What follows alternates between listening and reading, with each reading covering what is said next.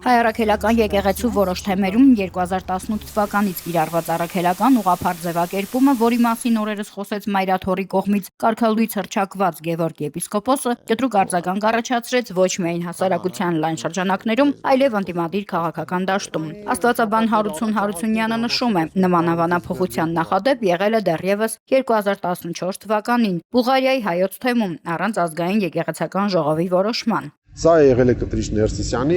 օրհնությամբ եւ այն ժամանակ, այսպես ասած, վերահսկող եւ հաստատողներից մեկը եղել է Արշակ arczepiskopos Խաչատրյանը, որ հիմա կալանավորված է։ Փորձագետների կարծիքով խնդիրը ոչ թե հավատքի, այլ ինքնության եւ ազդեցության մասին է։ Այսօր շատ-շատերը դարձել են աստվածաբաններ, կրոնագետներ, եկեղեցագետներ եւ կարծիք են հայտնում լուրջ դեմքով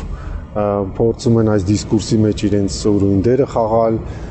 Ես կուզեի իմանալ իրենք որտեղից են ստացել այդ որակավորումները, կամ ինչ գիտական հոդվածներ ունեն, կամ ինչ գիտական ժողովների են մասնակցել։ Հարությունյանը հիշեցնում է, եկեղեցիների բաժանումը սկսվել է դեռևս 451 թվականին Քաղկեդոնի ժողովից հետո։ Հայ առաքելական եկեղեցին գիտակցաբար չի ընդունել այդ որոշումները, պահպանելով իր դավանական ինքնությունը։ Այս խնդիրը արդեն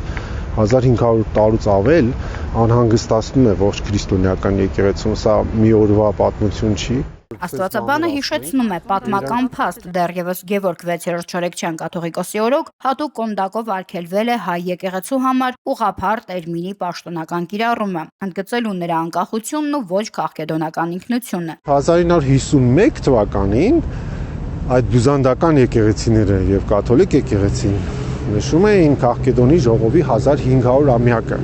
եւ հայ առաքելական եկեղեցին որպեսզի ցույց տա, որ մենք դավանական ինքնություն ունենք, այսինքն մենք չենք պատկանում այդ մյուս եկեղեցիների խմբին, ինքը հստակ շեշտ է դնում, որ մեր անվանումը հայ առաքելականն է։ Սակայն ամենախնդրահարույց հարցն ըստ մեր զրուցակցի ժամանակագրությունն է։ Ինչու հենց 2018 թվականին 20 տարվա իշխանությունից հետո կաթողիկոսը եւ նրա թեմակալ առաջնորդ եղբայրը որոշեցին նման փոփոխություն իրականացնել։ 2018 թվականին փաստորեն տեղի է ունեցել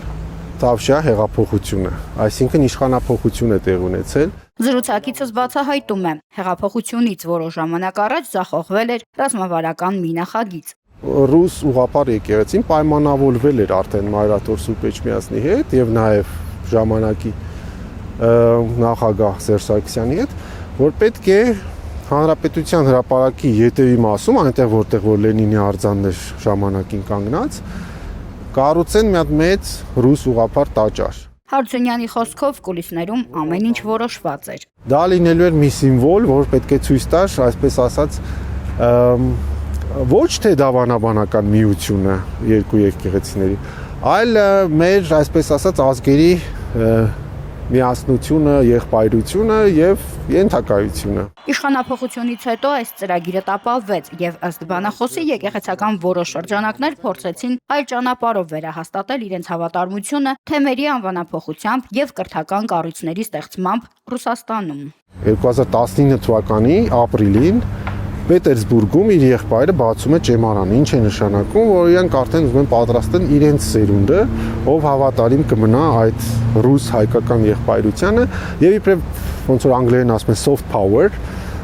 կշարունակի ներազդել թե հայ եկեղեցու վրա եւ թե նաեւ քաղաքականության վրա։ Նրա գնահատմամբ սա ոչ թե հավատքի պաշտպանություն է, այլ եկեղեցու քաղաքականացում եւ օգտագործում ընդդիմադիր օրակարգի սպասարկման համար։ Աստվածաբանը հիշեցնում է, հայ առաքելական եկեղեցին աշխարհում ունի բացառիկ դեր, որպես առաջին պետական եկեղեցի, եւ այդ ինքնությունը մշտապես արժանացել է միջազգային հարգանքի։ Նրա խոսքով եզրակացությունը մեկն է՝ դավանաբանական հարցերը փոխարինվել են քաղաքական հաշվարկներով, իսկ եկեղեցին վերածվել ազդեցության գործիքի։ Նարինե Ղուկասյան, Մանուել Ստեփանյան, Ռադար Արմենիա։